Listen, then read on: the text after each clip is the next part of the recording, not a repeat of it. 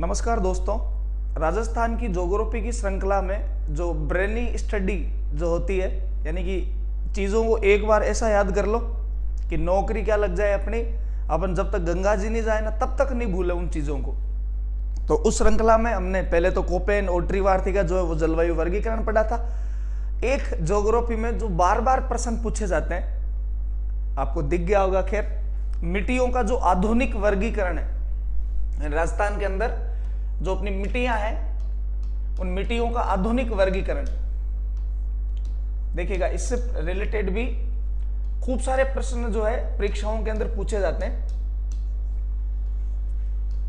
कहते देखो, अपने राजस्थान में जो नॉर्मल सी मिट्टियां हैं जैसे काली मिट्टी, बलुई मिट्टी, भूरी दोमट मिट्टी, वो अपना देसी वर्गीकरण है। लेकिन जो लेटेस्ट वर्गीकरण है ना मिट्टियों का, उसमें इनको 5 भागों में बांटा गया। पहले आपको ये पता होना चाहिए कितने भागों में बटा हुआ है, 5।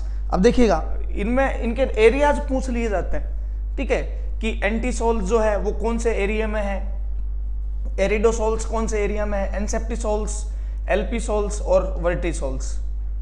अब हमें हिंदी में ही याद नहीं हुए, यानी अपन यही भूल जाए कि काली मिट्टी किधर है, लाल मिट्टी किधर है, बलुई मिट्टी किधर है। ये अंग्रेजी वाले नाम तो खैर दोहरे ही है याद होने, लेकिन एक तरीका है इसको याद करने का, सिंपल सा। देखिएगा, मैं आपको बताता हूं।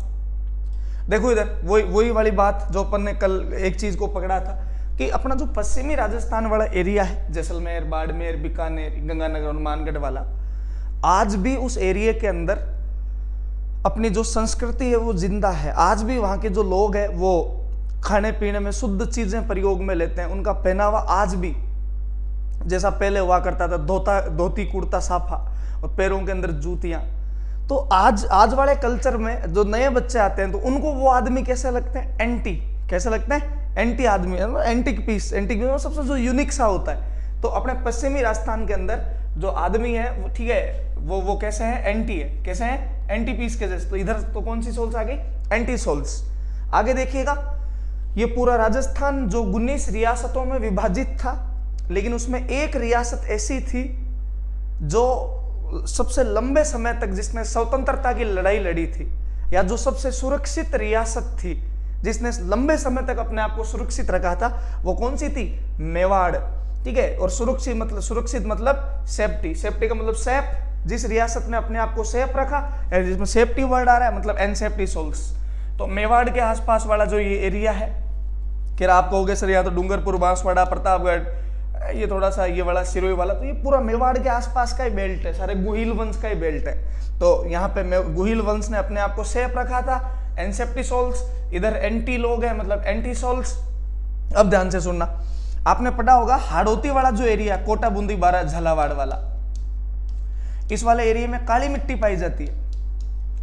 जैसे आपसे पूछ ले लाल काली में कि काली मिट्टी जो है वो कितने जिलों में, 4, कोटा, बूंदी, बारा और झालावाड़। तो आपको देखो इस प्रकार याद करना है, वर्टी है ना, इससे आपको एक वर्ड पकड़ना, वर्दी। और वर्दी कैसी होती है, काली होती है, ठीक है, वर्दी कैसी होती है, काली होती है। तो इधर तो आया वर्टी मतलब वर्दी, और वर्दी मतलब काली, मतलब जिस एरिया के अंदर काली मिट्टी प्रचलित है। ओके, आगे चलो, यहाँ पे देखो एक वर्ड आया एल्फी। तो आपने साइंस में सुने होंगे अल्फा, बीटा, गामा। तो ये जो वर्ड है अल्फा, बीटा, गामा, वो किससे रिलेटेड है, पढ़ाई लिखाई से।